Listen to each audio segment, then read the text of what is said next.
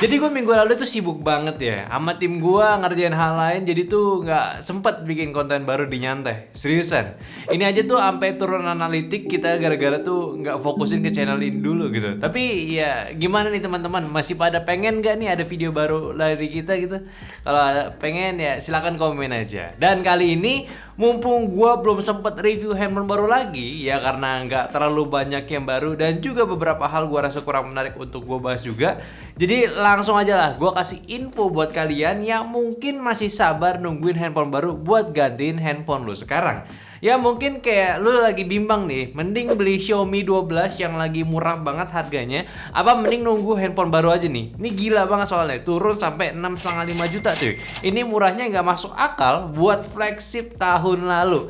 Lu mungkin bisa aja tuh ataupun biasa juga dapat 6,5 jutaan itu ya secondan. Ini masih baru cuy, masih fresh dan masih ada garansi. Jadi ya kalau mau gas nggak peduli handphone baru ya silakan kalian beli aja. Tapi kalau kalian kepo handphone bagus apa aja yang mau keluar sebentar lagi, ya mending tonton video ini aja.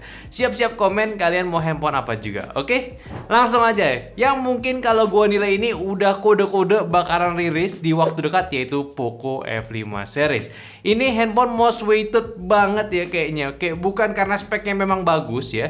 Cuma kalau kalian pantau Instagramnya tim Poco, si Bung Andi nih ya, setiap dia mancing kode-kode Poco, komennya tuh ratusan cuy. Cuma kalau foto-foto yang nggak kode ada si Poconya, ya standar aja tuh komennya. Sorry nih Bung Andi ya. Bahkan nih tim ya, mereka aja tuh udah mulai teasing tagline baru buat si Poco F5, yaitu You Look So Good Tonight. Maaf, itu handphone orang ya. Maksudnya itu fearless ya. Oke lah ya namanya ya. Tahun lalu kan ekstrim kalau nggak salah. Ya, setidaknya kalau kita lihat permainan alurnya Bung Andi nih sama kayaknya kayak mau keluarin Poco X5 kemarin. Posting lini lamanya dulu. Berarti kalau sekarang posting lagi, ya kemungkinan besar apa dong? Nah, ya walaupun kalau dari permainan warna Poco F5 nggak ada warna kuning, hero-nya sih Poco kali ini. Jadi ya teasingnya udah kuat banget. Belum lagi pas video ini dibuat, mungkin ada info baru dari tim Poco lagi. Kalau dari IG pokoknya lagi ada nggak di? Ya jelas ada, tapi nggak segamblang Bung Andi ya. Ya udah ada tuh postingan tentang fearless. Ya walaupun foto modelnya kayaknya tuh pakai Poco F4 punya gitu. Ya anggap aja itu pakai foto stok lama lah ya. BTW presentasi Poco bakalan bawa masuk ke Indo si F5 series ini ya udah 90% cuy. Kalau nggak masuk ya mau jualan apa lagi nih si Poco? Mau jual murah juga kayak Xiaomi 12? Nggak boleh. Udah habis tuh. Cuma ya kalau belum pada tahu sini Poco ini tuh cukup menarik cuy speknya. Ningkat dari Poco F4 kemarin dan worth juga buat ditunggu di sini.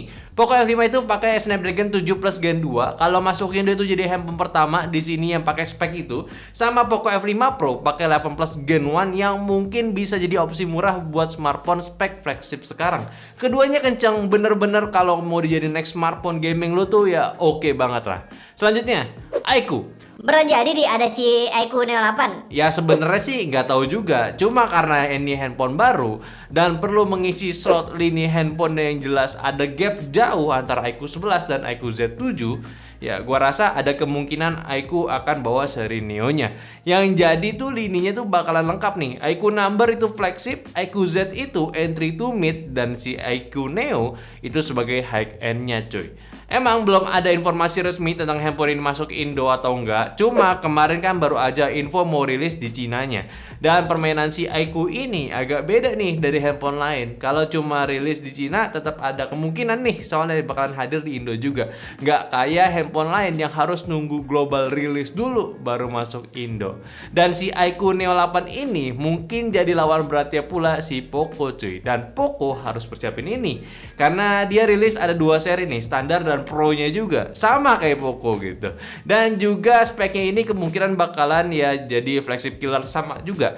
Dari yang standarnya itu pakai 8 Gen 1 dan Pro-nya pakai Dimensity 9200 Plus. Yang keduanya tuh bagus cuy. Apalagi 9200 Plus itu juga udah hampir head to head sama Snapdragon 8 Gen 2 ya. Ini sih bakal menarik cuy kalau beneran masuk ke Indonesia. Dan persentase iQOO ini masuk ke Indonesia menurut gua itu sih ya sekitaran 70%-an lah. Anyway, buat seri Pro-nya kali ini juga udah mulai main kameranya yang pakai sensor IMX866. Yang nggak tahu sih bakalan kayak gimana hasilnya nanti. Yang dipastiin sih sekarang berarti tuh handphone nggak cuma jual performanya aja. mungkin besar bakalan jadi smartphone all-rounder punya. Tinggal kita lihat aja harga pas di Indonya gimana. Yang pasti sih bakalan mirip dengan Poco F5 seri yang nantinya mengisi kekosongan smartphone harga 7-9 jutaan di 2023 coy. Itu perkiraan gua sekarang. Nah, yang ketiga, ROG Phone 7. Nah, Nggak bahaya tak? ya, ini handphone memang peningkatannya itu nggak signifikan. Cuma upgrade chipset Snapdragon 8 Gen 2 aja yang pede bisa lebihin performanya 8 Gen 2 for Galaxy. Chipset flagship overclocknya ya bagus jadinya. Tapi secara fitur ya gue sih nggak terlalu excited sama yang ditawarin sama si ROG. Kecuali yang Ultimate dia bisa buka ventilasi buat pendinginan active cooler ya. Itu bagus sih. Tapi kan itu ya seri Ultimate-nya. Tapi tetap gue rekomendasiin buat lo pada nunggu karena kalau misalkan peningkatannya itu nggak signifikan, otomatis harganya yang harus dijual itu nggak bakalan jauh dari ROG 6 yang waktu itu dijual di harga 11 jutaan. Berarti ada kemungkinan lagi dijual di harga sekitaran itu juga. Atau ya 13 jutaan lah karena dari RAM dan storage-nya di angka yang sama cuy. Mereka nggak ada RAM 8 GB-nya lagi. Atau mungkin tiba-tiba diadain gitu kalau mau dapat harga yang murah di Indonesia. Nggak tahu. Ya, dan juga salah satu alasan gua rekomendasiin ROG Phone 7 ya karena itu udah jelas kalau kalian mau cari handphone gaming yang all out dari spek ya ROG. Dan terlepas dari masa lalu ya si ROG Phone 5 yang banyak kasus, di ROG 6 sejauh ini sih nggak ada masalah menurut gua. Jadi besar kemungkinan Asus sudah memastikan masalahnya itu udah diamankan cuy. Anyway, presentasi keyakinan gue dengan si ROG Phone masuk ke Indonesia itu sekitar 80 atau 90% lah.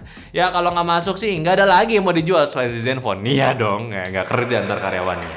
Sisanya ya handphone yang mungkin bakalan hadir dan gue belum tahu oke atau enggaknya sih ya lumayan dari deket ini ada kayak Vivo Y36 series yang kemungkinan hadir dengan seri 4G dan 5G-nya. Gue kurang tahu karena gue belum pernah ada track record hidup bareng Vivo. Cuma pasti buat perempuan handphone ini cukup diincar. Apalagi utamanya ya lu fans Yuki Kato. Ini orang komenin tentang kecocokan Yuki sama Y series karena sama huruf Y gitu. Aduh kacau nih orang ya. Dan ini gue perlu komen lagi. Maksud gue nggak perlu komen presentasinya lagi karena ini udah jelas sebentar lagi mau rilis cuy. Terus Infinix mau keluarin hot seriesnya lagi ya. Yang jelas katanya ini handphone gaming banget kayaknya. Dan sesuai juga dengan ekspektasi gue di video sebelumnya tentang si Hot 3i.